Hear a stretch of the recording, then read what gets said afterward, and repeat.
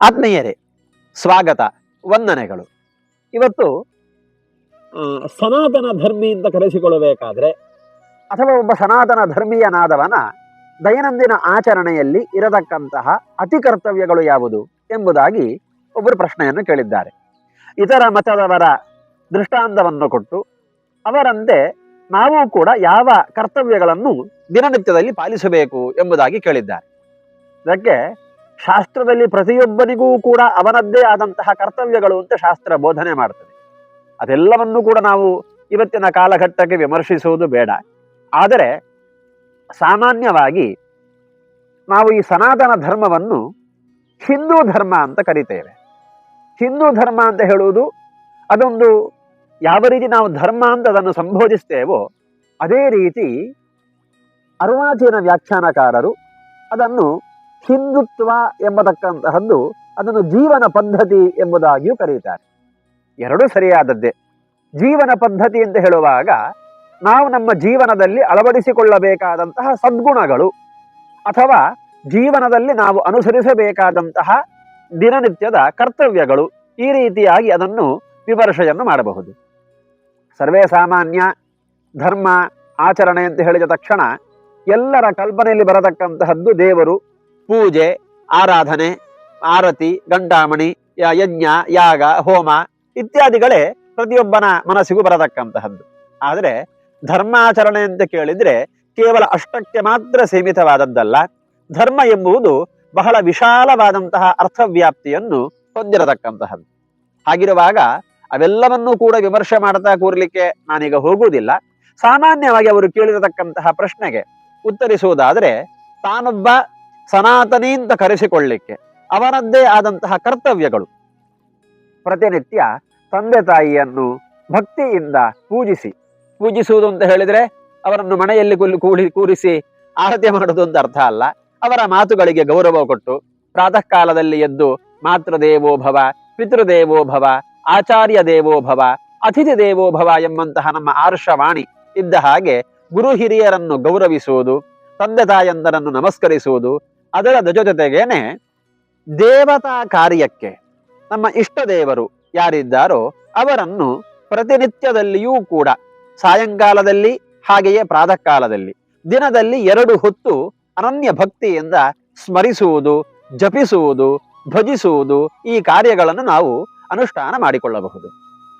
ಉದಾಹರಣೆಗೆ ಈ ಕಥೆಯನ್ನು ಹೇಳುವಾಗ ಗುರುಗಳ ಉಪನ್ಯಾಸದ ಒಂದು ತುಣುಕು ನನಗೆ ನೆನಪಾಗ್ತದೆ. ಒಂದು ಉಪನ್ಯಾಸವನ್ನು ಬಲಿಚಕ್ರವರ್ತಿಯ ಕಥೆಯನ್ನು ಹೇಳುತ್ತಾ ಅವರು ಒಂದು ದೃಷ್ಟಾಂತವನ್ನಾಗಿ ಕೊಡ್ತಾರೆ. ಈ ಬಲಿಚಕ್ರವರ್ತಿಯ ಕಥೆಯನ್ನು ದೃಷ್ಟಾಂತವನ್ನಾಗಿ ಕೊಡ್ತಾ ಹೇಳುತ್ತಾರೆ, ಭಗವಂತ ವಾಮನನ ರೂಪವನ್ನು ತಾಳಿ ಬಲಿಚಕ್ರವರ್ತಿಯ ಬಳಿಗೆ ಬಂದು ತನ್ನ ಪುಟ್ಟದಾದ ಹೆಜ್ಜೆಯಲ್ಲಿ ಸ್ವಲ್ಪ ಸ್ಥಳಾವಕಾಶವನ್ನು ದಾನವನ್ನಾಗಿ ಕೇಳಿದ. ಭಗವಂತ ಕೇಳಿದ್ದು ಸ್ವಲ್ಪ, ಬಲಿಚಕ್ರವರ್ತಿ ಕೊಡ್ತೇನೆ ಅಂತ ಸಂಕಲ್ಪ ಮಾಡಿದ್ದೂ ಕೂಡ ಭಗವಂತನ ಬೇಡಿಕೆಯಂತೆ ಸ್ವಲ್ಪ. ಆ ಮಗುವಿನ ಪುಟ್ಟ ಪಾದದಲ್ಲಿ 3 ಪಾದ ಅಳಿಲಿಕ್ಕೆ ಎಷ್ಟು ಅವಕಾಶ ಉಂಟು ಅಷ್ಟನ್ನು ದಾನ ಮಾಡ್ತೇನೆ ಅಂತ ಹೇಳಿದ. ಬಲಿಚಕ್ರವರ್ತಿಯ ಸಂಕಲ್ಪ ಒಂದಿಷ್ಟೇ ಕೊಡ್ತೇನೆ, ಕೇಳಿದ್ದಷ್ಟೇ ಕೊಡ್ತೇನೆ ಅಂತ. ಆದರೆ ಅವನು ಸಂಕಲ್ಪ ಮಾಡಿದ ತಕ್ಷಣ ಭಗವಂತ ವಿಶ್ವರೂಪನಾಗಿ ಬೆಳೆದು ಇಡೀ ಬ್ರಹ್ಮಾಂಡವನ್ನು ವ್ಯಾಪಿಸಿದವನಾಗಿ ಸಮಗ್ರ ಬಲಿಚಕ್ರವರ್ತಿಯ ಜೀವನವನ್ನೇ ಭಗವಂತ ತನ್ನದನ್ನಾಗಿ ಸ್ವೀಕರಿಸಿಕೊಂಡ. ಇದು ಒಂದು ದೃಷ್ಟಾಂತ ನಮಗೆ ಅಂತ ಗುರುಗಳು ಹೇಳ್ತಾ ಇದ್ರು. ಏನು ದೃಷ್ಟಾಂತ? ನಾವು ಸ್ವಲ್ಪವನ್ನು ಭಗವಂತನಿಗೆ ಕೊಟ್ಟರೆ ಸಾಕು, ಭಗವಂತ ಅದನ್ನು ಪರಿಪೂರ್ಣವಾಗಿ ಸ್ವೀಕಾರ ಮಾಡಿಕೊಳ್ತಾನೆ ಅಂತ. ನಾನು ಯಾಕೆ ಈ ಮಾತು ಹೇಳ್ತಾ ಇದ್ದೇನೆ ಅಂತ ಹೇಳಿದ್ರೆ, ನಾವು ಧರ್ಮಾಚರಣೆಯನ್ನು ಮಾಡಬೇಕು, ದೇವರ ಭಕ್ತಿಯನ್ನು ಮಾಡಬೇಕು, ದೇವರ ಸ್ತುತಿಯನ್ನು ಮಾಡಬೇಕು, ಧರ್ಮ ಕಾರ್ಯಗಳನ್ನು ಈ ರೀತಿಯಾಗೆಲ್ಲ ಹೇಳುವಾಗ ಈಗಿನ ಕಾಲದಲ್ಲಿ ಅದಕ್ಕೆಲ್ಲ ಪುರುಸೋತಿ ಯಾರಿಗುಂಡು, ಈಗಿನ ಕಾಲದನ್ನೆಲ್ಲ ಯಾರು ಮಾಡ್ತಾರೆ ಅಂತ ಮರುಪ್ರಶ್ನೆಯನ್ನು ಹಾಕುವವರು ಬಹಳ ಮಂದಿ ಇದ್ದಾರೆ. ಪುರುಸೊತ್ತು ಎಂಬುದು ಯಾವ ಕಾರ್ಯಕ್ಕೂ ಹುಡುಕಿಕೊಂಡು ನಮ್ಮನ್ನು ಬರುವುದಿಲ್ಲ. ನಾವಾಗಿ ಅದನ್ನು ನಮ್ಮ ಜೀವನದ ಅಥವಾ ಪ್ರತಿನಿತ್ಯದ ದೈನಂದಿನ ಕಾರ್ಯದಲ್ಲಿ ಒಂದು ಅವಶ್ಯಕವಾದ ಅಂಗ ಎಂಬ ಭಾವನೆಯಿಂದ ಆ ಕಾರ್ಯಗಳಿಗೋಸ್ಕರ ಒಂದು ಸಮಯವನ್ನು ಮೀಸಲಿಡಬೇಕು.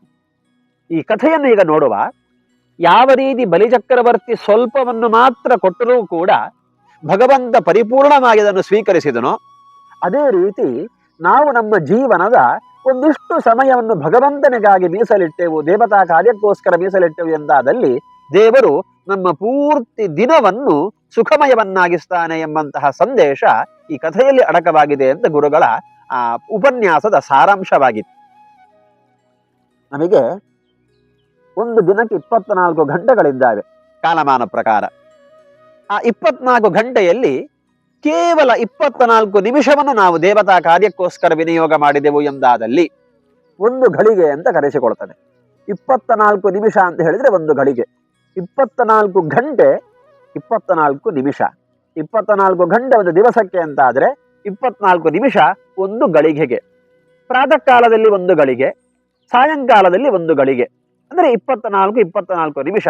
ಕೇವಲ ಇಡೀ ದಿನದ ನಮ್ಮ ಜೀವಿತ ಚರ್ಯದಲ್ಲಿ ಒಂದು 24 ನಿಮಿಷವನ್ನು ದೇವತಾ ಕಾರ್ಯಕ್ಕೆ, ಪ್ರಾತಃ ಕಾಲದಲ್ಲಿ ಎದ್ದು ಶುಚಿರ್ಭೂತರಾಗಿ ದೇವರಿಗೆ ದೀಪ ಹಚ್ಚಿ ದೇವರ ಭಜನೆಗಳು, ದೇವರ ಸ್ತೋತ್ರಗಳು, ಸುಳಾದಿಗಳು, ಅದೇ ರೀತಿ ಸಾಯಾಹ್ನದಲ್ಲಿಯೂ ಕೂಡ ಸಂಜೆಯ ಹೊತ್ತಿಗೆ ಸೂರ್ಯಾಸ್ತಮಿಸುವ ಸಮಯದಲ್ಲಿ ದೇವರಿಗೆ ತುಳಸಿ ಕಟ್ಟೆಗೆ ದೀಪವನ್ನಿಟ್ಟು, ಅದು ಗಂಡಸು ಹೆಂಗಸು ಮಕ್ಕಳು ಹಿರಿಯರು ಎಂಬ ಭೇದವಿಲ್ಲದೆ ತುಳಸಿ ಕಟ್ಟೆಗೆ ದೀಪವಿಟ್ಟು ಎಲ್ಲರೂ ಮನೆಯವರೆಲ್ಲ ಒಟ್ಟಿಗೆ ಕೂತುಕೊಂಡು ದೇವರ ಭಜನೆ, ದೇವರ ಸ್ತೋತ್ರ, ಜಪ ಇತ್ಯಾದಿಗಳನ್ನು ಮಾಡುವುದರಿಂದ ನಮ್ಮ ಜೀವನವನ್ನು ಭಗವಂತ ಹಸನಾಗಿಸ್ತಾನೆ ಎಂಬಲ್ಲಿ ಯಾವ ಸಂಶಯವೂ ಇಲ್ಲ. ಸಾಧ್ಯವಾದರೆ ನಮ್ಮ ಗ್ರಾಮ ದೇವಸ್ಥಾನಕ್ಕೆ ಪ್ರತಿನಿತ್ಯ ಭೇಟಿ ಕೊಡತಕ್ಕಂತಹದ್ದು, ಅಲ್ಲಿ ಸತ್ಸಂಗಗಳನ್ನು ಮಾಡತಕ್ಕಂತಹದ್ದು, ಸತ್ಸಂಗದಲ್ಲಿ ಕೇವಲ ಭಜನೆ ಮಾತ್ರವಲ್ಲದೆ ನಮ್ಮ ಧರ್ಮದ ಬಗ್ಗೆ, ನಮ್ಮ ದೇಶದ ಇತಿಹಾಸದ ಬಗ್ಗೆ, ಈ ಮಣ್ಣಿನಲ್ಲಿ ನಡೆದಂತಹ ನೈಜ ಇತಿಹಾಸ ಘಟನೆಗಳ ಬಗ್ಗೆ ಚಿಂತಿಸುವುದು, ಎರಡರನ್ನೂ ಮಾಡ್ತಾ ಮಾಡ್ತಾ ಮಾಡ್ತಾ ರಾಮಭಕ್ತಿ ಜೊತೆಗೆ ರಾಷ್ಟ್ರಭಕ್ತಿ, ದೇವಭಕ್ತಿ, ದೇಶಭಕ್ತಿ ಎರಡನ್ನೂ ಕೂಡ ಬೆಳೆಸಿಕೊಂಡು ಈ ಮಣ್ಣನ್ನು ನಮ್ಮ ತಾಯಿ ಎಂಬ ಭಾವದೊಂದಿಗೆ ದೇವತಾ ಉಪಾಸನೆ, ದೇಶದ ಉಪಾಸನೆ ಜೊತೆಗೆ ಆತ್ಮೋದ್ಧಾರದ ದಾರಿಯನ್ನು ಹಿಡಿಯತಕ್ಕಂತಹದ್ದು ಪ್ರತಿಯೊಬ್ಬ ಹಿಂದುವಾದವನ, ತನ್ನನ್ನು ತಾನು ಸನಾತನಿ ಅಂತ ಕರೆಸಿಕೊಳ್ಳುವಾದವನ ಕರ್ತವ್ಯವಾಗಿದೆ. ಸಾಮಾನ್ಯವಾಗಿ ನಾವು ಭಜನೆ, ಜಪ, ಪೂಜೆ, ಪುನಸ್ಕಾರ ಅಂತ ಹೇಳುವಾಗ ಇಲ್ಲಿ ವರ್ಣಾಶ್ರಮದ ವಿಚಾರಗಳು ಕೆಲವರಿಗೆ ಮನಸ್ಸಿನಲ್ಲಿ ಬರಬಹುದು. ವರ್ಣಾಶ್ರಮ ಅಂತ ಹೇಳಿದ್ರೆ ಇವತ್ತಿನ ಭಾಷೆಯಲ್ಲಿ ಹೇಳಬೇಕಾದ್ರೆ ಜಾತಿ ಪದ್ಧತಿ, ಇದು ಆ ಜಾತಿಯವರಿಗೆ ಈ ಜಾತಿಯವರಿಗೆ ಇಲ್ಲ. ಭಗವಂತ ಕೇಳುವುದು ಭಕ್ತಿಯನ್ನು ಮಾತ್ರ. ಭಕ್ತಿಯ ದುಷ್ಯತಿ ಕೇಶವ, ಕೃಷ್ಣನು ಗೀತೆಯಲ್ಲಿ ಹೇಳ್ತಾನೆ, ಪತ್ರಂ ಪುಷ್ಪಂ ಫಲಂ ತೋಯಂ ಯೋ ಮೇ ಭಕ್ತಿಯ ಪ್ರಯಚ್ಛತಿ ತದಹಂ ಭಕ್ತಿ ಉಪಹೃತಂ ಅಶ್ನಾಮಿ ಪ್ರಯತಾತ್ಮನಃ. ಭಕ್ತಿ ಭಾವದಿಂದ, ಶ್ರದ್ಧೆಯಿಂದ ಪ್ರಕೃತಿಯಲ್ಲಿ ಸಹಜವಾಗಿ ದೊರಕತಕ್ಕಂತಹ ಪತ್ರ, ಪುಷ್ಪ, ಫಲ, ತೋಯ ಅಂದ್ರೆ ನೀರು, ಇದನ್ನು ಯಾರು ಭಗವಂತನಿಗೆ ಅರ್ಪಿಸ್ತಾನೋ ಭಗವಂತ ಅವನ ಭಕ್ತಿಯನ್ನು ಕಂಡು ಅದನ್ನು ಸ್ವೀಕರಿಸ್ತಾನೆ ಅಂತ ಗೀತೆಯಲ್ಲಿ ಕೃಷ್ಣ ಹೇಳಿರತಕ್ಕಂತಹ ಮಾತು. ಈ ರೀತಿ ಇರುವಾಗ ಶಾಸ್ತ್ರಗಳು ಇಷ್ಟು ವಿಶಾಲ ಮನೋಭಾವದಿಂದ ಬೋಧಿಸ್ತಾ ಇರಬೇಕಾದ್ರೆ ತಾನೊಬ್ಬ ಹಿಂದೂ ಧರ್ಮೀಯ ಅಂತ ಹೆಮ್ಮೆಯಲ್ಲಿ ಹೇಳಿಕೊಳ್ಳುವವ, ಹಿಂದೂ ಅಂತ ಹೇಳಿಕೊಳ್ಳುವವ, ಸನಾತನಿ ಅಂತ ಹೇಳಿಕೊಳ್ಳುವವ ಇಷ್ಟನ್ನಾದರೂ ಕೂಡ ತನ್ನ ಜೀವನದಲ್ಲಿ ಅಳವಡಿಸಿಕೊಂಡು ದೇವಭಕ್ತಿ, ದೇಶಭಕ್ತಿ, ರಾಷ್ಟ್ರಭಕ್ತಿ, ರಾಮಭಕ್ತಿ ಎರಡನ್ನೂ ಮೈಗೂಡಿಸಿಕೊಂಡು ದೇಶಕ್ಕೋಸ್ಕರ, ದೇವನಿಗೋಸ್ಕರ ತನ್ನ ಜೀವನದಲ್ಲಿ ಒಂದು ಭಾಗವನ್ನು, ದಿನನಿತ್ಯದ ಜೀವಿತ ಚರ್ಯದಲ್ಲಿ ಒಂದು ಅಂಶವನ್ನು, ಒಂದು ಕಾಲವನ್ನು, ಒಂದಿಷ್ಟು ಸಮಯವನ್ನು ಮೀಸಲಾಗಿಟ್ಟ ಅಂತಾದ್ರೆ ಅವ ನೈಜ ಹಿಂದೂ ಸನಾತನಿ ಅಂತ ಕರೆಸಿಕೊಂಡು ಅವನ ಜೀವನವನ್ನು ಭಗವಂತ ಪಾವನಗೊಳಿಸ್ತಾನೆ ಎಂಬಲ್ಲಿ ಯಾವುದೇ ಸಂದೇಹ ಇಲ್ಲ. ಇದರ ಬಗ್ಗೆ ಇನ್ನೇನಾದರೂ ಪ್ರಶ್ನೆಗಳು ಖಂಡಿತ ಇರಬಹುದು ಅಂತ ಭಾವಿಸ್ತೇನೆ. ಅದನ್ನು ಮುಂದಿನ ಸಂಚಿಕೆಯಲ್ಲಿ ನೀವು ಕೇಳಿದಿರಿ ಎಂದಾದಲ್ಲಿ ಮುಂದಿನ ವಿಡಿಯೋದಲ್ಲಿ ಅದರ ಬಗ್ಗೆ ವಿಮರ್ಶಿಸುವ, ನಿಮ್ಮ ಪ್ರಶ್ನೆಗೆ ಯಥಾಮತಿ ಯಥಾಶಕ್ತಿ ಉತ್ತರಿಸುವ ಪ್ರಯತ್ನವನ್ನು ಮಾಡಿದ್ದೇನೆ. ಧನ್ಯವಾದಗಳು.